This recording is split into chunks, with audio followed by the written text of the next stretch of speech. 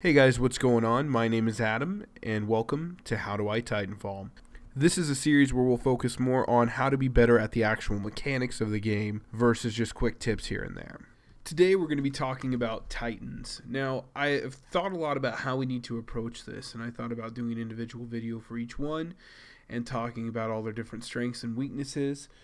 But I decided the best way to do this is in two places. The first part of this video, I'm just going to be objectively talking about the stats, the hard-coded attributes of these Titans, and give you an idea of what those look like. And then the second part of this is going to be my personal opinions, preferences, and strategies I use to take down Titans and utilize my Titan to the best of its ability.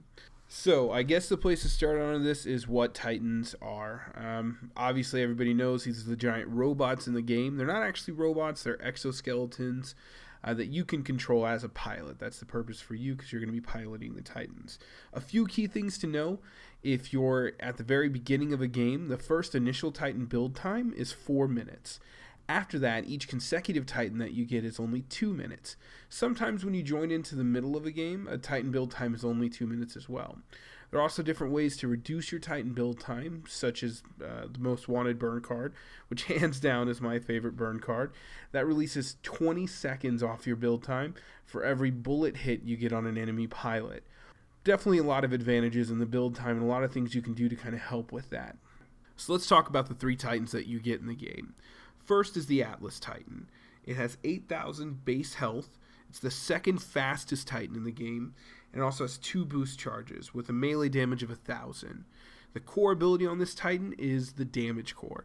I really like this because it increases the overall damage your Titan can do and can really put some hurt on the enemy team. The second Titan is the Ogre Titan. The Ogre Titan has a base health of 10,500. It's the third fastest, meaning the slowest Titan. It has 1 boost charge and a melee damage of 1,875 hit points. That's pretty crazy. The core ability on this Titan is the shield core, and that gives you an active shield that's going to last a little bit longer than your normal one during that core ability time. The third Titan is the Strider Titan. This Titan has a base health of 5,500, so much lower than the Ogre, a little bit lower than the Atlas. But it is the fastest Titan, and it has 3 boost charges. And interestingly, the melee damage is 1,125 for this Titan. The core ability is the dash core, and I love this core ability because it lets me dash around the map really uninterrupted. I can just dash to my heart's content, and I love that. So those are really the main stats you need to be aware of for these Titans. Now, let's talk about your general strategy with this. My favorite strategy is attacking early on Titans. Now, there's a couple ways I like to go about this. Currently, the Titan I use the most is the Strider. And what I really like to do is I like to dash into the bubble as pilots are entering or as the Titan becomes active in Auto Titan mode. I like to drop my electric fog or electric smoke, whatever you want to call it. And then I like to also fire my cluster missile. What this is going to do is immediately take down the shields pretty quickly, actually. I wouldn't say immediately. Probably takes a few seconds. And then the cluster missile goes to work. I back up. I utilize my chain gun. And I take out Titans sometimes in less than 15 seconds. It's kind of a ridiculous combination. It doesn't always work as well against pilots, though. A lot of pilots are smarter than that, and they dash out of the smoke. But by that time, in a lot of cases with the cluster missile and the smoke, this has already taken down their shields, and really it's just up to me to finish the job. Another strategy that you need to be aware of is retreating. Retreating absolutely can be a benefit in first-person shooter games. A lot of people don't like to retreat because they think it's a wuss move to pull. But if you're surrounded by Titans, getting out of there and getting to a position of cover while your team can get their Titans down is going to be a bigger benefit to your team than losing your Titan. So I definitely say if you need to retreat, if you feel like you're in a position that's not advantageous to you, retreat. So the best thing, obviously, with your Titan to do is deal insane amounts of damage. I usually utilize one strategy in almost every case to just take down shields.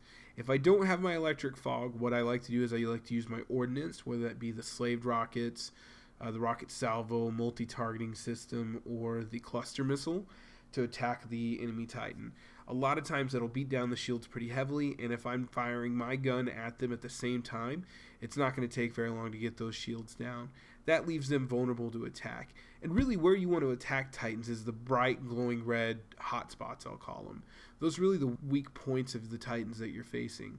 So accuracy can definitely be your friend and definitely help you in taking down those Titans faster. So the last part of this video is going to be classes.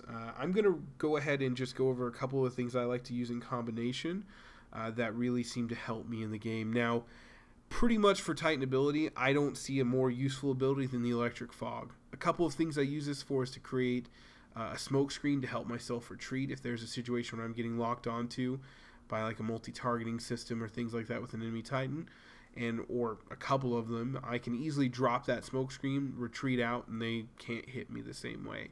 So it really can help save your hide in that instance.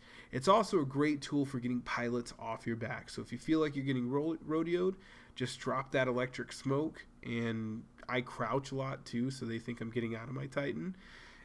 And a lot of times that does the job for me there. So it's great for anti-Titan, anti-pilot, and really, like I said, to get that early attack, it's awesome for that as well. I would recommend if you're going to use a primary weapon, you either use the chain gun, because it's just a base spray and pray kind of weapon, or the 40mm cannon. Now for the chain gun, unlock extended mags, and you've got a really solid, well-performing, balanced weapon on your hand. For the 40mm cannon, I definitely suggest the 3-round burst. You deal insane amounts of damage, and there's really no damage drop-off for that weapon.